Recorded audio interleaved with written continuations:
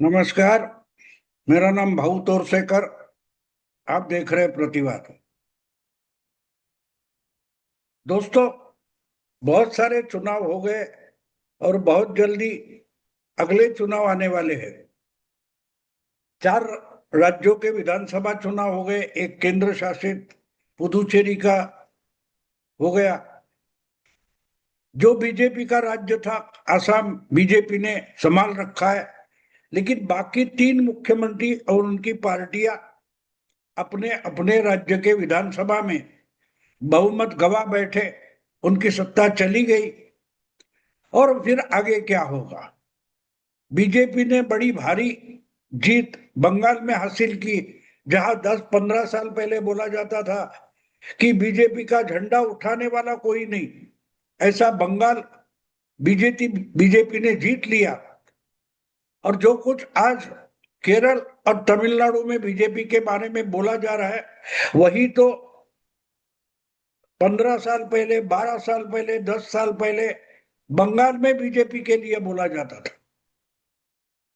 तो ये सब जो चीजें हो रही है, वो 2014 के बाद, यानी नरेंद्र मोदी देश के प्रधानमंत्री बने, या 2013 के बाद जब नरेंद्र मोदी प्रधानमंत्री की रेस में उतर गए, तब से ये बातें बोली जा रही है, चर्चा होती रही है, रेस बढ़ती जा रही है। और एक एक करके हमारे देश के जो पॉलिटिकल पंडित है, वो समझ नहीं पा रहे कि ऐसा क्या चमत्कार हो गया बीजेपी में, ऐसी कैसी संजीवनी और जादू आ गई कि केंद्र में लगातार 3 बार सरकार बनाने वाली बीजेपी एक एक राज्य जीतते चली जा रही है। एक थियरी ये पेश की जा रही थी कि क्षेत्रीय पार्टी है, प्रादेशिक पार्टी है, वो बीजेपी को रोक सकती है, अकेली कांग्रेस कुछ नहीं कर सकती। लेकिन 2024 के लोकसभा चुनाव के बाद जो कुछ हुआ है, हरियाणा हो, महाराष्ट्र हो, दिल्ली हो, बिहार हो या बंगाल हो, हमने देखा बीजेपी जीतती जा रही है। और इस पर बहुत सारी चर्चा चल रही है, विपक्ष का भविष्य क्या होगा। लेकिन ये जो सब माहौल बन गया 2014 के बाद, तो उसमें और एक घटक है, एक चीज है जो आज की चर्चा में आनी चाहिए लेकिन नहीं आ रही है।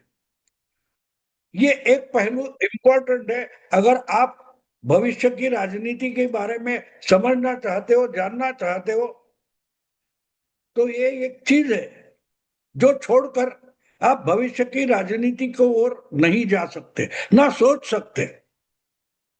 और वो चीज है एक इंसान जिसका नाम प्रशांत किशोर है। प्रशांत किशोर मतलब उसकी आईपैक कंपनी हो या उसके पहले एआई इंडिया अकाउंटेबिलिटी काउंसिल वगैरह कुछ उसने बनाया था, CAG, sorry, CAG, council for good governance वगैरह, ऐसा कुछ उन्होंने बनाया था 2013 वगैरह में। और 2014 के बाद उन्होंने नई कंपनी बनाई, आईपैक, जिस कंपनी की पहचान बन गई कि बस आईपैक को हायर करो और चुनाव जीत जाओ। प्रशांत किशोर और उसकी कंपनी, उसके कर्मचारी आपके साथ चुनाव लड़ने में उतर गए मैदान में, तो आप जीत गए। ये प्रशांत किशोर की और उसकी कंपनी की पहचान बन गई। 5 साल पहले इसी कंपनी ने तमिलनाडु में स्टालिन को मुख्यमंत्री बनाया था, चुनाव जीत कर दिया था। इसी कंपनी ने, इसी इंसान ने बंगाल में ममता दीदी को जितवा दिया था। 4-5 साल पहले उसी ने, उसी कंपनी ने पंजाब में अमरिंदर सिंह को जिता दिया था। वाईसीआर क्या, वाईएसआर सीपी, जो अंदर की कांग्रेस से टूटकर बनी हुई पार्टी है जगनमोहन रेड्डी की, उसको प्रशांत किशोर ने जितवा दी। तो 2014 के जो बाद बदलाव हुआ है, उसमें सिर्फ एक नई बीजेपी आपके सामने आई है ऐसी बात नहीं है। एक पहली बार एक कोई कंपनी भारत की राजनीति में केंद्र से लेकर राज्य तक पहुंची है, जो एक रणनीति बनाकर देती है, एक प्रोडक्ट के जैसे, एक सॉफ्टवेयर के जैसे आपको एक रणनीति बनाकर देती है, और उस रणनीति पर अमल करने का कॉन्ट्रैक्ट भी लेती है और आपको चुनाव जितवा देती है। उसके कोई कार्यकर्ता नहीं है। जैसे हम देखते हैं कोई ब्रिज बनता है, कोई बांध बनता है, कोई एयरपोर्ट बनवाया जाता है, कोई बिल्डिंग इमारत बनवाई जाती है, तो जिसको भी बनवानी है वो किसी कॉन्ट्रैक्टर को अपॉइंट करता है। इसी ढंग से देश की राजनीति में ये एक नया कॉन्ट्रैक्टर पैदा हो गया, ठेकेदार पैदा हो गया, कि जो आपको चुनाव जितवा कर दे सकता है। हाँ, एक बात है कि आपके पास प्लॉट होना चाहिए, आपके पास खर्चा करने के लिए पैसे होने चाहिए। उसको बुलाओ, ये मेरा प्लॉट है, बिल्डिंग बनवा दो, मुझे ऐसी बिल्डिंग चाहिए, बंगला चाहिए, टावर चाहिए, जो कुछ। तो इस तरीके से 2014 के बाद राजनीति में जो कुछ बदलाव आया है वो सिर्फ बीजेपी में नहीं आया है, राजनीति में बदलाव आया है, चुनाव की राजनीति में बदलाव आया है, चुनाव जीतने के तरीके में बदलाव आया है, और उस बदलाव का चेहरा है प्रशांत किशोर। अब एक बात है, एक बिजनेस चल जाता है, एक धंधा चल जाता है, एक दुकान चल जाती है, तो उसका कॉपी कैट शुरू हो जाता है, उसी ढंग की कंपनियां खड़ी हो जाती है। 1980 में, 1980s में जब पहली बार प्रणय रॉय ने उस समय के लोकसभा चुनाव के लिए ओपिनियन पोल किया था, तब तक हमारे यहाँ ओपिनियन पोल होता नहीं था भारत की राजनीति में, या भारतीय चुनाव में ओपिनियन पोल वगैरह कुछ नहीं होता था। लेकिन 1980 में इंडिया टुडे ने प्रणय राय का वो ओपिनियन पोल छपवाया था कि इमरजेंसी के बाद हारी हुई इंदिरा जी सिर्फ 3 साल 4 साल में 2/3 मेजोरिटी लेकर फिर से सत्ता में आएगी। ये उसकी भविष्यवाणी थी ओपिनियन पोल की, वो सच निकली। और सिर्फ वो सच नहीं निकली, उस पर कोई भरोसा नहीं कर रहा था, ना मीडिया, ना पत्रकार, कोई भी पॉलिटिकल पंडित भी भरोसा नहीं कर रहे थे, मजाक उड़ाया जाता था। लेकिन जब 1984 में, 1984 में फिर से लोकसभा का चुनाव हुआ और प्रणय राय ने नए प्रधानमंत्री राजीव गांधी की कांग्रेस को 400 के पार सीटें मिलेगी ऐसे अजीब बड़ी भविष्यवाणी की थी, वो सच निकली। और उसके बाद आहिस्ता आहिस्ता ओपिनियन पोल को इंपॉर्टेंस मिल गया, अलग अलग मीडिया वाले उसको छपवाने लगे, दूरदर्शन पर ओपिनियन पोल और आने वाले रिजल्ट इसका लाइव प्रक्षेपण होने लगा। ये मैं इसलिए बोल रहा हूं कि प्रणय रॉय की दुकान चल गई तो एक एक करके हमारे देश के बहुत सारे एम्बिशियस लोग सेफोलॉजी में उतर गए, और एक के बाद एक 50 ओपिनियन पोल करने वाली कंपनी आ गई। वैसे तो मार्केटिंग कंपनियां थी, पॉलिटिक्स में नहीं थी, चुनाव में नहीं थी, आ गई। तो इसीलिए जब 2014 में प्रशांत किशोर ने मोदी को जितवा दिया, तो उसके बाद चुनाव के नतीजों के बाद प्रशांत किशोर की इतनी बड़ी पहचान हो गई कि एक एक करके और सारे दुकानदार चुनाव की राजनीति में आ गए, चुनाव की रणनीति में आ गए। लेकिन प्रशांत किशोर अपने तरीके का अजूबा था। एक राहुल गांधी उत्तर प्रदेश में उनके मुंह को काली ठोंच कर गए, वरना हर जगह जहां प्रशांत किशोर किसी पॉलिटिकल पार्टी के साथ खड़ा हुआ, उसने जितवा कर दिखाया। लेकिन एक बात, हम जो चर्चा में रहता है चेहरा, उसकी दूसरी साइड भी होती है, वो हम देखना नहीं चाहते, या हमें दिखाई नहीं जाती, या तो छुपाई जाती है। तो प्रशांत किशोर का जो दूसरा साइड है, उसका एक और चेहरा है। प्रशांत किशोर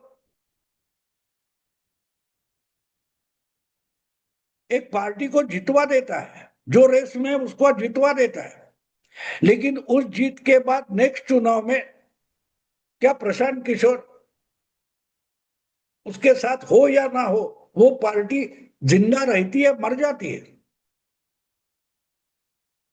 2014 में नरेंद्र मोदी के नेतृत्व में बीजेपी लड़ी तो प्रशांत किशोर उसका हिस्सा थे, लेकिन बहुत जल्दी उनको पार्टी से अलग रखा गया। अमित शाह पार्टी के अध्यक्ष बने, उन्होंने प्रशांत किशोर को पार्टी का काम फिर से नहीं दिया। फिर वो मोदी को सबक सिखाने, बीजेपी को सबक सिखाने केजरीवाल के साथ, लालू के साथ, किसी के भी साथ गए और उनको चुनाव जितवा कर दिखाया। दिल्ली में ही एक साल बाद 2015 में केजरीवाल को मदद की प्रशांत किशोर ने, और केजरीवाल मुख्यमंत्री बने। 70 में 67 सीटें जीते। नीतीश बाजू होने के बावजूद जो बीजेपी बिहार में अपनी ताकत पर 40 में से 32 सीटें चुनकर लाई थी, उसी बिहार में विधानसभा के चुनाव आने के बाद प्रशांत किशोर लालू और नीतीश के साथ गए और बीजेपी हार गई। तो पहचान प्रशांत किशोर की बनी। लेकिन प्रशांत किशोर के साथ जाने के बाद आम आदमी पार्टी कितनी बची है, अमरिंदर सिंह कहाँ है, ये भी सवाल पूछने जरूरी है। आज स्टैलिन हार गया, ममता हार गई है, लालू की पार्टी बची नहीं है। ये मैं इसलिए बता रहा हूं कि 2014 के चुनाव के बाद, यानी मोदी जी प्रधानमंत्री बनने के बाद या मोदी युग शुरू होने के बाद जो बदलाव आए, उसमें एक बहुत बड़ा घटक, एक बड़ा क्या बोलते हैं उसको, एक हिस्सा ये भी है प्रशांत किशोर। दो पर्सनालिटी 2014 के चुनाव के बाद हमारे सामने आ गई। उसमें एक नरेंद्र मोदी है तो दूसरा प्रशांत किशोर भी है। और प्रशांत किशोर का मतलब सिर्फ प्रशांत किशोर या उसकी कंपनी नहीं है। एक नया बिजनेस खुल गया जो चुनाव जीतने के लिए पार्टी का केडर, पार्टी का संगठन, उसकी जरूरत नहीं, रणनीति चाहिए। और रणनीति पर काम करने वाली एक व्यवस्था चाहिए, यंत्रणा चाहिए। और पार्टियां जितनी उस पर डिपेंडेंट होती गई, वैसे ही पार्टियों को अपने केडर की, कार्यकर्ताओं की जरूरत महसूस नहीं होने लगी। आज ममता दीदी हारी है तो बीजेपी ने हराया ऐसे दिखाई दे रहा है, लेकिन उसका सबसे बड़ा कारण अब पार्टी के अंदर के लोग बोल रहे हैं आईपैक ने हमको हराया, प्रशांत किशोर ने हमको हराया। प्रशांत किशोर उस कंपनी में आज नहीं है, लेकिन प्रशांत किशोर ने ममता दीदी और उनकी पार्टी को जो कंपनी के काम पर डिपेंडेंट किया था, उससे पार्टी का संगठन टूट गया था। जैसे ममता हारी, वैसे ही स्टालिन हार गए। डीएमके जो बहुत पुरानी पार्टी है, जिसका खुद का बड़ा केडर है, लेकिन इस चुनाव में स्टालिन के पार्टी के खिलाफ जो विजय की, थलपति विजय की पार्टी खड़ी थी टीवी के, उसकी मदद प्रशांत किशोर ने की और डीएमके हार गई। तो जीतने वाली विजय की पार्टी हो या हारने वाली डीएमके हो, स्टालिन की पार्टी हो, उनमें फर्क प्रशांत किशोर है। ये समझना जरूरी है। इसका कारण भी प्रशांत किशोर ने बोलकर दिखाया है। मुख्यमंत्री बनने के बाद कभी स्टालिन बोल गए थे बिहार के लोग भिखमंगे हैं, तमिलनाडु में रोजंदारी करने आते हैं, पेट पालने बिहार के लोग तमिलनाडु में आते हैं, बिहार के लोग बस मजदूरी करने के लिए पैदा होते हैं, ऐसा कुछ बोला था। और उससे प्रशांत किशोर दुखी हुए थे और उन्होंने उस बार कहा था, बहुत बार कहा था कि एक दिन तमिलनाडु के स्टालिन को, मुख्यमंत्री को, उसकी औकात दिखा देंगे। और इसलिए जब थलपति विजय ने पार्टी बनाई और डीएमके को चैलेंज करने का सोचा, तो प्रशांत किशोर और विजय इकट्ठा हो गए। और देखिए, जो 60-70 साल की पार्टी है डीएमके, केडर की पार्टी है, उसको विजय की पार्टी ने हराया, जिसके पास कोई केडर नहीं है। स्टालिन के पास केडर है, संगठन है, पार्टी के कार्यकर्ता है, बुजुर्ग का नेता है। फिर भी स्टालिन हार गए, बुरी तरह से हार गए, अपने चुनाव क्षेत्र में हार गए। और एक बात ध्यान में लेनी चाहिए, टीवी के यानी थलपति विजय की पार्टी के पास कोई केडर नहीं है, उसके फैन का जमावड़ा है, जिसको हम जमावड़ा बोल सकते हैं, भीड़ बोल सकते हैं, झुंड बोल सकते हैं। वो कार्यकर्ता नहीं है। लेकिन ऐसे झुंड को साथ लेकर प्रशांत किशोर ने डीएमके को हरा कर दिखाया। और इसलिए अगली राजनीति किस दिशा में जाएगी, इसकी चर्चा जो जो कोई कर रहा है, उसको ये नहीं भूलना चाहिए कि भारत की राजनीति के सामने सिर्फ बीजेपी नाम का एक चैलेंज खड़ा नहीं है, उससे भी बड़ा चैलेंज या चुनौती रणनीति बेचने वाली कंपनियां, ये सबसे बड़ा भारतीय चुनाव में चुनौती बनकर सामने आया हुआ सवाल है।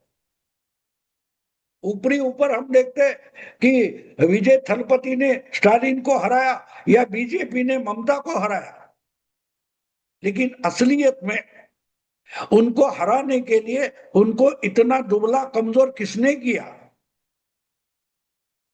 एक पार्टी राजनीतिक पार्टी होती है, पॉलिटिकल पार्टी होती है, उसकी असली ताकत हमेशा कार्यकर्ता होता है, संगठन होता है। और जब संगठन विकलांग हो जाता है, संगठन निष्क्रिय हो जाता है, जैसे हम देख रहे हैं कांग्रेस पार्टी, एक समय उसका इतना बड़ा संगठन था, आज संगठन बिल्कुल बचा नहीं है कांग्रेस, और कांग्रेस लगातार हारते गई है। डीएमके संगठन होने के बावजूद हार गई, क्योंकि संगठन विकलांग हो गया। पिछला चुनाव जीतते जीतते प्रशांत किशोर की कंपनी ने या प्रशांत किशोर की रणनीति की कंपनी ने डीएमके को खोखला बना दिया। 5 साल पहले ममता जीत गई, ममता की पार्टी जीत गई, लेकिन जितवाने वाला उसका केडर नहीं था, संगठन नहीं था, प्रशांत किशोर था, उसकी कंपनी थी। तो प्रशांत किशोर या ऐसी कंपनियां जो होती है, वो आपकी पार्टी को खोखला बना देती है, संगठन को खोखला बना देती है, निष्क्रिय निष्काम बना देती है। तो आपको हराना किसी दूसरे चैलेंजर को आसान बन जाता है। बीजेपी ने बंगाल में ममता की पार्टी को हराया, क्योंकि उनकी पार्टी का कोई संगठन नहीं था। और दिल्ली में बैठे पॉलिटिकल पंडित बार बार बीजेपी के पास केडर नहीं है और ममता के पास केडर है बोल रहे थे, लेकिन ममता के पास केडर नहीं था। ममता की पार्टी आईपैक चला रही थी। ये अब टीएमसी के बहुत सारे नेता खुले आम बोल रहे हैं। तो एक तरीके से प्रशांत किशोर 2014 के बाद, प्रशांत किशोर या प्रशांत किशोर जैसी कंपनियां चलाने वाले लोगों ने भारतीय चुनावी राजनीति में हमजा अली मजारी जैसी किरदार पेश किया है, जिनको ऐसी राजनीति में टिकना है, अपना एग्जिस्टेंस बचा के रखना है, अपना अस्तित्व बचा कर रखना है। उनको ऐसे रणनीतिकार कंपनियों से दूर होकर अपने पार्टी का, अपने विचारों का संगठन मजबूत करके चुनाव जीतने पर जोर देना चाहिए, ना कि कंपनी की आसान रेडीमेड रणनीति लेकर चुनाव जीतना। एक चुनाव जीत जाओगे, अगला चुनाव बर्बाद हो जाओगे। केजरीवाल हुआ, अमरिंदर सिंह, ममता, स्टालिन, वाईएसआरसीपी, जगन मोहन, लालू, बहुत सारे लोग। तो अगर हमजा अली मजहरी जो भारतीय चुनाव में आ गया है उसको समझ लेंगे तो बच पाएंगे, वरना आपका रहमान डकैत होना ही है। दोस्तों अभी रुकता हूं, अगर वीडियो पसंद आए लाइक कीजिए, शेयर कीजिए और प्रतिवाद को सब्सक्राइब कीजिए। नमस्कार।